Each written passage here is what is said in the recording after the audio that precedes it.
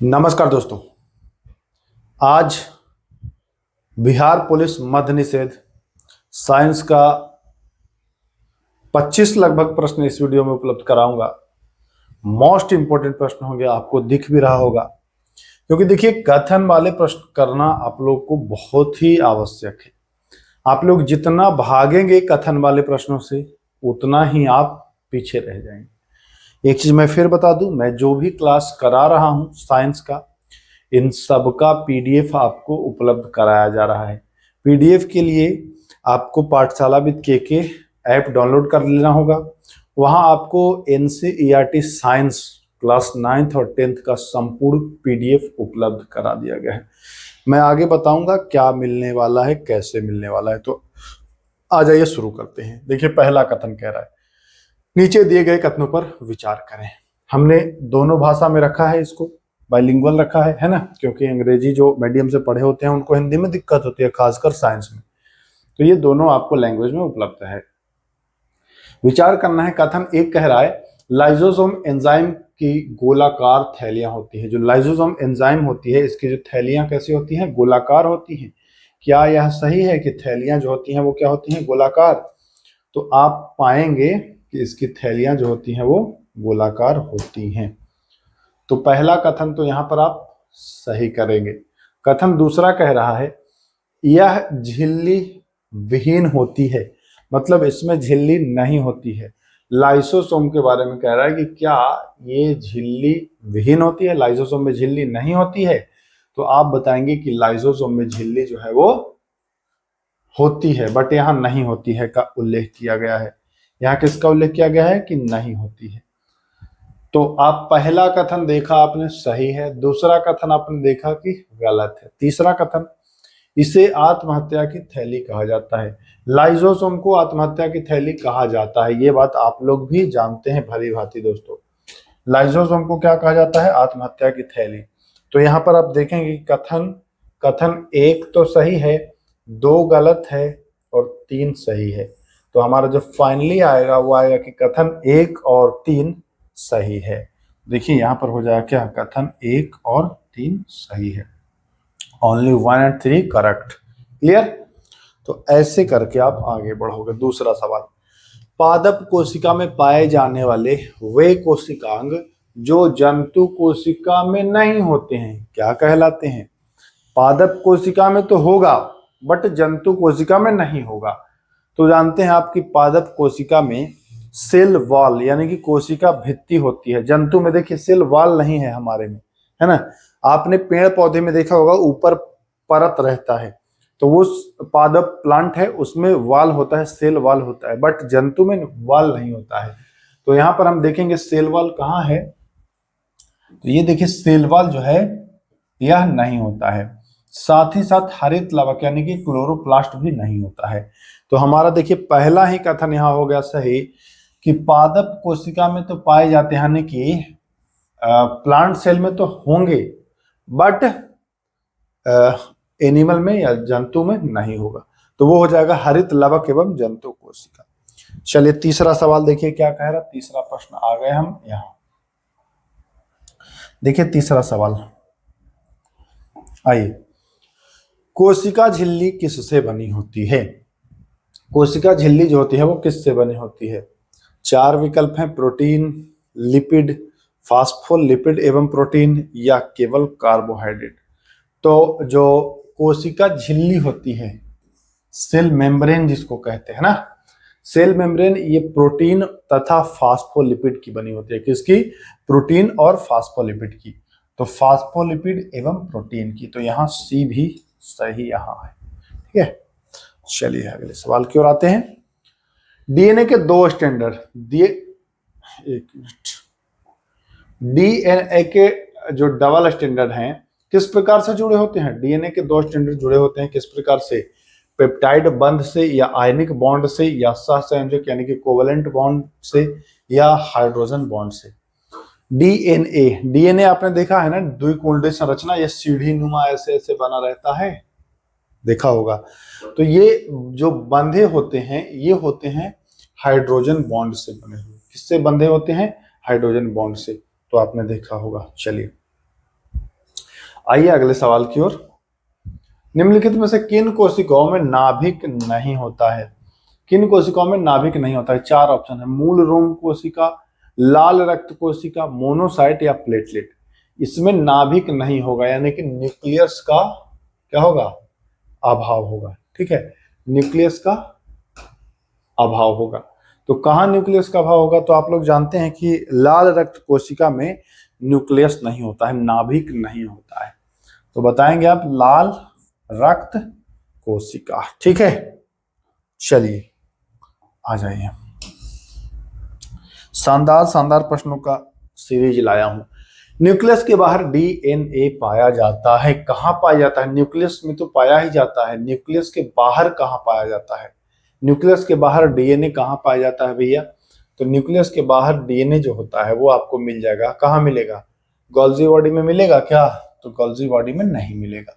Nucleus के बाहर DNA endoplasmic reticulum में भी नहीं मिलना चाहिए। ठीक ना, न्यूक्लियस के बाहर डीएनए जो होगा वो आपको मिल जाएगा माइटोकॉन्ड्रिया में, राइबोसोम में भी नहीं मिलेगा, गोल्जी बॉडी में भी नहीं मिलेगा, अंतर्द्रव्य जलिका यानी इंडोप्लाज्मिक रेटिकुलम में भी नहीं मिलेगा।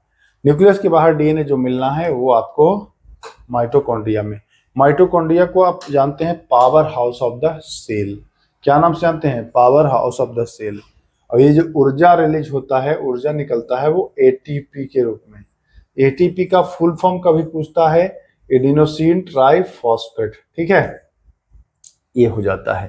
तो यहां पर ध्यान देना है आपको।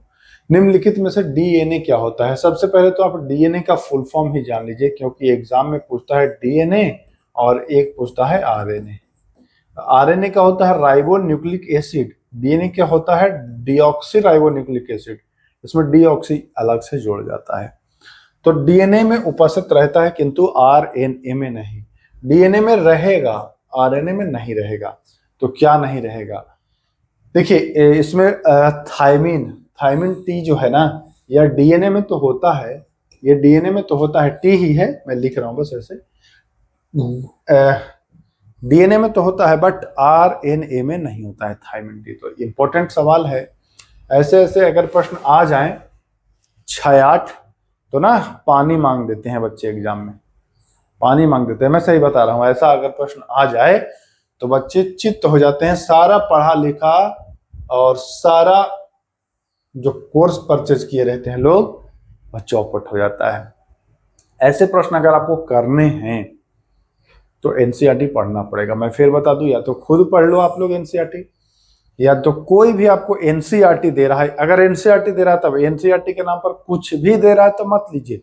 मार्केट में बहुत ज्यादा आपको एनसीईआरटी के नाम पर फेक कुछ भी बता दिया जा रहा है।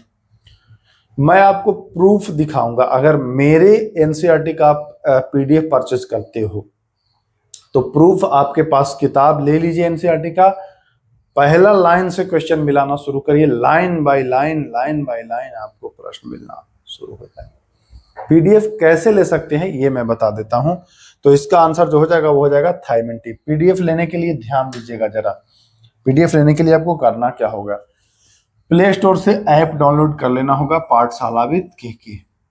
ठीक है, पूरा प्रोसेस समझ लीजिए, 1 मिनट लगेगा, समझ लीजिए। ऐप डाउनलोड कर लीजिएगा। ऐप में अपना मोबाइल नंबर, नाम डाल करके लॉगिन कर लेना है। उसके बाद जैसे ही लॉगिन करेंगे तो यहाँ पर आएगा पेड कोर्स, सबसे पहले में आएगा। इस पर क्लिक करेंगे तो यहाँ पर एक खुल जाएगा डायलॉग बॉक्स पूरा, और इसमें 2 पार्ट में रहेगा, एक में रहेगा लाइव और एक में रहेगा रिकॉर्डेड। तो आपको रिकॉर्डेड वाले पर क्लिक करना है। यहाँ क्लिक करेंगे तो पूरी लिस्ट आ जाएगी पीडीएफ की, पूरी लिस्ट आ जाएगी, जिसमें ऊपर के 3 पीडीएफ आपको निःशुल्क दिए गए हैं। आप क्लिक करेंगे इस पर, आपको पीडीएफ ओपन हो जाएगा। चेक कर लीजिएगा क्वेश्चन है एनसीईआरटी के कि नहीं है। तो 2-3 ऊपर के जो है वो फ्री में है, वो चेक कर लीजिएगा। अगर बढ़िया लगे तो आपको इस पर क्लिक करना है, माई कोर्स पर, यहीं पर आ जाएगा, आपको बाय नाउ करके परचेज करिएगा, फिर सारे पीडीएफ आपको खुल जाएगा। वैसे लॉक रहेगा, परचेज करेंगे अनलॉक हो जाएगा। पीडीएफ का आनंद लीजिए। जितने भी क्लास करा रहा हूं साइंस का, ये सब भी आपको उपलब्ध करा दूंगा वहां। तो ये प्रोसेस है। आइए अगला सवाल। यूकैरियोटिक कोशिका में यूकैरियोटिक कोशिका में प्लाज्मा झिल्ली किससे निर्मित होती है? यूकैरियोटिक कोशिका में प्लाज्मा झिल्ली किससे निर्मित होती है? और हाँ, चैनल को पहचानना कैसे है, डालिएगा पाठशाला विद के ना पूरा स्पेलिंग, पाठशाला विद है ना के तो ऊपर ही आ जाएगा रेड कलर वाला, पहचान जाएंगे आप लोगों से, यूट्यूब वाले लोगों से वही सेम है, तो यही आपका हो जाएगा। यहाँ ये यूकैरियोटिक कोशिका में प्लाज्मा झिल्ली किससे बनी होती है? अभी बताया ना, प्लाज्मा झिल्ली फास्फोलिपिड और प्रोटीन की बनी होती है, तो ये तो क्लियर हो गया। आइए, किसे सजीव एवं निर्जीव के बीच या मध्य की कड़ी कहा जाता है? इसको कहा जाता है सजीव और निर्जीव के बीच की कड़ी, ये होता है वायरस। वायरस जो है ये सजीव और निर्जीव के बीच की क्या है? ये कड़ी है। वायरस जो है ये सजीव और निर्जीव के बीच की कड़ी है, तो ध्यान रखेंगे। वायराइड्स के संदर्भ में नीचे दिए गए कथनों पर विचार करें। वायराइड के संदर्भ में नीचे दिए गए कथनों पर विचार करें। क्या है कथन, क्या विचार करना है, देखते हैं। कथन कह रहा है वायराइड्स में इसमें प्रोटीन अनुपस्थित होता है, मतलब प्रोटीन इसमें क्या नहीं होता है, ठीक है। यह कोशिका के सिद्धांत का अपवाद है, कोशिका के सिद्धांत का अपवाद तो है, और इसमें प्रोटीन उपस्थित होता है। मेरे हिसाब से इसमें प्रोटीन उपस्थित होता है और ये कोशिका के सिद्धांत का अपवाद है, तो प्रोटीन अनुपस्थित, वायराइड में प्रोटीन अनुपस्थित होता है। हाँ, यहाँ प्रोटीन भी नहीं होगा और कोशिका का अपवाद भी है। यहाँ हो जाएगा भाई दोनों कथन सही है, दोनों कथन यहाँ हो जाएगा कि सही है, ठीक है। चलिए अगला सवाल। अगला सवाल देखिए क्या कह रहा है। नीचे दिए गए कथनों पर विचार करें। प्रियॉन केवल प्रोटीन द्वारा निर्मित होते हैं। जो प्रियॉन है ये केवल प्रोटीन के द्वारा निर्मित होते हैं। दूसरा कथन, इनमें न्यूक्लिक अम्ल अनुपस्थित होता है। प्रोटीन में न्यूक्लिक अम्ल अनुपस्थित होता है, बता रहा है। प्रियॉन कोशिका सिद्धांत का अनुपालन करते हैं। देखिए कोशिका सिद्धांत का अनुपालन नहीं करता है ये प्रोटीन। तीसरा तो नहीं होगा, तो जिसमें 3 है वो काटिए, 3 वाला काटिए, 3 वाला काटिए, तो क्या हो जाएगा आपका, देखेंगे कि केवल 1 और 2 सही है, ठीक है। ध्यान रखिएगा, केवल 1 और 2 सही है। चलिए अगला सवाल देखते हैं। इनमें से कौन कोशिका सिद्धांत का अनुपालन नहीं करता है? कोशिका थ्योरी जो है इसका अनुपालन नहीं करता है। तो कोशिका सिद्धांत आपको मैं बता दिया, वायरस नहीं करता है, तीनों नहीं करेगा, CAB सब हो जाएगा। आइए, नीचे दिए गए कोशिकाओं एवं उनकी आकृति का सही सुमेलन बताना है आपको। किस कोशिका की आकृति कैसी होती है? RBC होता है बाइकॉनकेव। RBC कैसा होता है? बाइकॉनकेव। कैसे याद करना है आपको? बाइकॉनकेव, ऐसे याद कर लीजिएगा, याद करने की आवश्यकता नहीं मिलेगी आपको। RBC ऐसे लिखा जाएगा, ये B से बाई, C से कॉनकेव, बस बाइकॉनकेव, इसमें आपका यही याद हो जाएगा। तंत्रिका कोशिका, नर्व सेल है ना, नर्व सेल जो होता है ये शाखित होता है, ब्रांचेज। आप तंत्रिका तंत्र देखेंगे तो ब्रांचेज टाइप के है ना, तो वो हो जाता है ब्रांचेज। आइए, परागकण जो होता है वो गोलाकार होता है। तो सभी तो हो जाएगा, ठीक है। 14वां, नीचे दिए गए कथन पर विचार करें। 14वां प्रश्न देखिए, आधा इसमें आ गया है। क्या पहला कथन क्या कह रहा है? प्रोकैरियोटिक कोशिका में स्पष्ट केंद्रक का अभाव होता है। देखिए ये बिहार दरोगा 1799 वाला जो हुआ था प्रारंभिक परीक्षा है ना, इसमें ये पूछा था तीसरे शिफ्ट के एग्जाम में। प्रोकैरियोटिक कोशिका में स्पष्ट केंद्रक का अभाव होता है। प्रोकैरियोटिक जो कोशिका होता है, प्रो मतलब कि वो केंद्रक से पहले ही की बात कर रहा है, तो ये केंद्रक का अभाव तो होगा ही, केंद्रक का अभाव होता है। प्रोकैरियोटिक कोशिका में साइटोप्लाज्म के जिस क्षेत्र में आनुवांशिक पदार्थ बिखरा होता है, जिस क्षेत्र में आनुवांशिक पदार्थ बिखरा होता है उसे न्यूक्लियाइड कहते हैं या केंद्रकाभ कहते हैं ना, सही हो जाएगा। दोनों कथन यहाँ सही हो जाएगा, ध्यान रखिएगा। आइए 15वां, विचार करना है। प्रोकैरियोटिक कोशिका में कोशिका भित्ति नहीं पाई जाती है। प्रोकैरियोटिक कोशिका में देखिए कोशिका भित्ति कह रहा है भैया, भित्ति पाई जाएगी, भित्ति जो है वो पाई जाएगी, केंद्रक झिल्ली नहीं पाई जाती है, तो कोशिका भित्ति क्या होगा, पाई जाएगी। तो पहला कथन गलत हो जाएगा। प्रोकैरियोटिक कोशिका में झिल्ली युक्त कोशिकांगों का अभाव होता है। जी हाँ, केंद्रक झिल्ली इसमें जानते हैं कि नहीं होता है, तो केवल यहाँ पर एक कथन सही हो जाएगा। नहीं, केवल दो सही होगा ना, पहला कथन तो गलत है, तो केवल दो कथन। चलिए आ जाइए 16वां प्रश्न। प्रोकैरियोटिक कोशिकाएं, इनमें कौन मौजूद होता है, प्रोकैरियोटिक में क्या रहता है इनमें से? तो प्रोकैरियोटिक में एंडोप्लाज्मिक रेटिकुलम नहीं होता है भाई, गोल्जी बॉडी भी नहीं होता है, माइटोकॉन्ड्रिया भी नहीं होता है, राइबोसोम होता है। तो ए विकल्प हो जाएगा आपका सही। ठीक है, देखिए नीचे दिए गए कथनों पर विचार करें। अगला प्रश्न है, कह रहा है प्रोकैरियोटिक कोशिका में रिक्तिका अनुपस्थित होती है। चलिए देखते हैं रिक्तिका अनुपस्थित होती है कि नहीं। प्रोकैरियोटिक कोशिका में गुणसूत्र एक से अधिक होता है। नहीं, गुणसूत्र इसमें एक ही होता है, गुणसूत्र इसमें एक ही होता है, ये गलत कथन है। प्रोकैरियोटिक कोशिका में कोशिका विभाजन विखंडन और मुकुलन के द्वारा होता है। तीन कथन में मुझे एक कथन पता है कि इसमें एक से अधिक होता है, यानी कि दूसरा कथन गलत है। तो जिसमें दो है वो हम काट देंगे, इसमें दो है, इसमें दो है, काट देंगे, इसमें दो है, काट देंगे। हमारा सही जो हो जाएगा वो हो जाएगा ऑप्शन संख्या ए। ठीक है, तो एग्जाम में भी इसी प्रकार से छाटा करिए, तीनों कथन को पढ़िए, तीनों कथन में एक कथन भी आप पकड़ लिए कि गलत है, बस उसको काट दीजिए और आपका आंसर निकल के तैयार। इससे क्या हम समझे कि प्रोकैरियोटिक कोशिका में रिक्तिका नहीं होता है। ठीक है, प्रोकैरियोटिक कोशिका में विभाजन जो होता है मुकुलन और विखंडन के द्वारा होता है, ये भी ठीक है। तो ऐसे आप निकाल सकते हो आंसर। विचार करना है, विचार नहीं करना है, मिलान करना है। जीवाणु की कोशिका भित्ति पेप्टाइडोग्लाइकेन की बनी होती है, तो जीवाणु की कोशिका भित्ति पेप्टाइडोग्लाइकेन की। काबा की कोशिका भित्ति काइटिन की बनी होती है, और पादप शैवाल की कोशिका भित्ति सेलुलोज की बनी होती है। तो देखिए यहाँ पर सभी सही हो जाएगा। ऑक्सीश्वसन की प्रक्रिया का अंतिम उत्पाद क्या है? ऑक्सीश्वसन, अनॉक्सीश्वसन। अनॉक्सीश्वसन में जो एनारोबिक रेस्पिरेशन है, इसमें लास्ट उत्पाद जो है, आखिरी उत्पाद क्या बनता है? तो देखिए इस प्रश्न में बच्चे फंस जाते हैं, जैसे ही देखते हैं लगाते हैं लैक्टिकम। लैक्टिकम तो है ही, साथ ही साथ कार्बन डाइऑक्साइड है और एथाइल अल्कोहल भी है, ये आखिरी उत्पाद हो जाएगा। यह सभी ध्यान रखिएगा, बहुत महत्वपूर्ण है। ऑक्सीश्वसन की प्रक्रिया में, सॉरी अनॉक्सी है भाई, अनॉक्सीश्वसन की प्रक्रिया में ऊर्जा के रूप में कितने एटीपी, अनॉक्सी में ऑक्सीजन की आवश्यकता नहीं होती है, ध्यान रखिएगा। तो इसमें एटीपी जो बनता है वो केवल 2 गो बनता है, केवल 2 गो प्राप्त होगा, प्राप्त होने की बात कर रहा है तो 2 ही प्राप्त होता है, ध्यान रखिएगा। चलिए, हीमोग्लोबिन का रंग कैसा होता है? बगैर ऑक्सीजन के हीमोग्लोबिन जो होगा उसका रंग होगा पर्पल, डार्क पर्पल। ठीक है, ग्लाइकोलाइसिस प्रक्रिया की खोज किया गया था, किसके द्वारा किया गया था? तो ग्लाइकोलाइसिस प्रक्रिया की खोज किया गया था एम्बडेन, मेयरहॉफ और पार्नास के द्वारा। तो ये भी सही ऑप्शन हो जाएगा। चलिए, प्रोकैरियोटिक जीव एग्जाम्पल के तौर पर बताया गया है जीवाणु तथा नील हरित शैवाल, साइनोबैक्टीरिया, किस विधि से ऊर्जा उत्पन्न करते हैं? तो प्रोकैरियोटिक जीव ग्लाइकोलाइसिस के द्वारा ही करते हैं, तो हो जाएगा ग्लाइकोलाइसिस।